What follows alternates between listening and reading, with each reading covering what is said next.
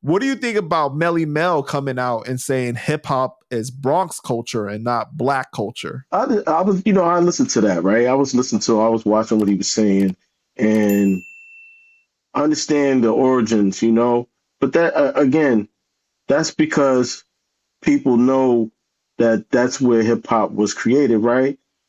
Well, they're saying that brothers were in Queens and in Brooklyn that were part of the culture at the same time. The origin just started with this birthday party that Kool Herc threw for his sister. So let's say it like this: you throw the first event that becomes something that people remember as being the beginning of a culture. How do we know that's the beginning of the culture, though? Like, how do we know that? Because there was people that were rapping before Kool Herc did that, right? Right. That were already making music, but they just weren't calling it hip hop. They weren't breaking up break beats and so on and so forth. And Kool Herc said that he went to other parties that were just like that, before. Yeah. I've heard that as well, Mhm. and I've heard it in different boroughs. Let's say that hip hop began in New York, right? I like to say that first. New York was the forefather to where hip hop was created, the five boroughs. Then we could go as far as saying the first documented event or events were in the Bronx that we know of. Now, Melle Mel went on to say it's a Bronx thing and then defended the fact that he was saying you people would never step to Fat Joe and say how you feel because you be shaking in your boots. I mean, that's a general concept right there. I mean, I don't think anybody's going to walk up to him and just start this rhetoric, right? That's just one thing. But if it ever came to a point where there was a conversation that could be had on a platform where he would have to be neutral, I think there's some people that would definitely check him for things he said and not be afraid of whatever power he has within the streets. But my thing also is Especially, like, why does me disagreeing with you always have to lead to violence or something like that, or like be something else, right? Like we can't just debate of the minds or something. You know what I mean? Or like you have your opinion, I have my opinion, or whatever it is. I Like mean, I feel like he was coming from a street culture standpoint when he made that comment, Melle Mel. And then on top of that, I guess he's looking at Joe as coming from the streets and saying that you guys aren't going to approach. So it's not even like saying that we can be here and be diplomatic about this. This is somebody you should fear, is what he's saying, and you probably do fear. Now, being back to the Bronx, hey, I give it up to the Bronx. That's where I knew hip hop to begin, and the only reason I know that is because of what I was taught, from the culture. Now, if somebody could bring out more history of the things that were going on at that time, again, I would go with just saying it began in New York, but I know the foundational parties and the events that started DJ scratching, breakbeats, and MCs MCing was happening for the most part in the BX.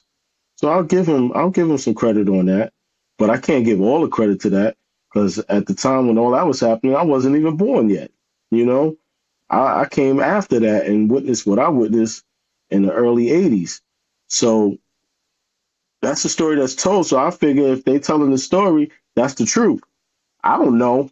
There's probably some brothers that could say, well, look, I was in Bed-Stuy and my brother was doing it in '73, doing the same thing. Well, that's what's so funny, right? Because when I interviewed Illa G, right, Illa G said that hip hop started in Brooklyn. He said there's a video on YouTube. He didn't send it to me though, but he said that he saw something like that, and he said hip hop really started in Brooklyn.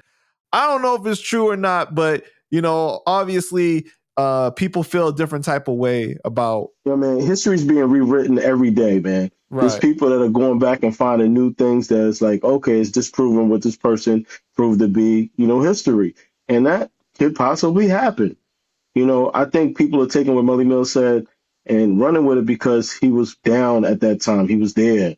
He was alive. He was, he's a forefront, legend that was there when it was just beginning. So But you know what's so crazy though is that Tariq Nasheed said that on the documentary he made, Microphone Check, Mel was on there and he said it was black culture at the time of the documentary.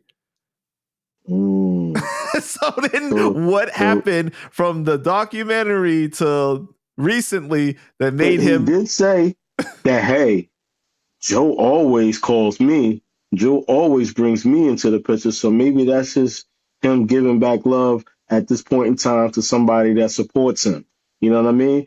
Because he's a legend that Joe is part of the crew and brings him around and indulges in, events and conversations and community things. So I think that was politics, man.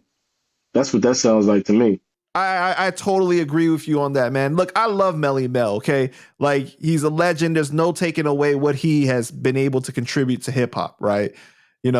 But it definitely seemed like it was a chess move on Joe's part. Now, if I have this forefather come out and say this, then I don't have to apologize, and maybe I look okay. You know what I mean? I'm solidified again. Right, I'm back. Exactly.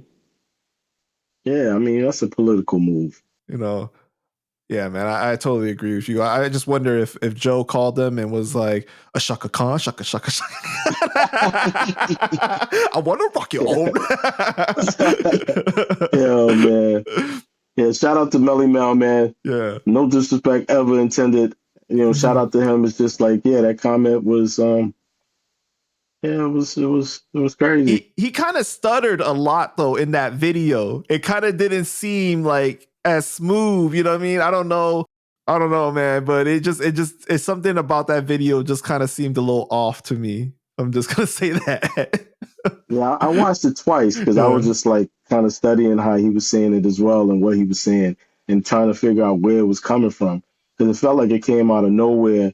Yeah, the FBA comment was made, but why you have to speak upon it? But he shot like a whole piece, like different angles and like all professional and text on there and everything. It wasn't just like, hey, I'm in front of my phone and I'm like, yo, what's going on with this and yada yada. You know what I'm saying? You studying it from a different perspective because you know how this works and how this goes down. Yeah, that's what I'm saying. Though. It was like almost like, yo, they set up different cameras and everything, and we go like, it was almost like this was taken from a documentary. Like the way that he did it. I was like, what is going on here?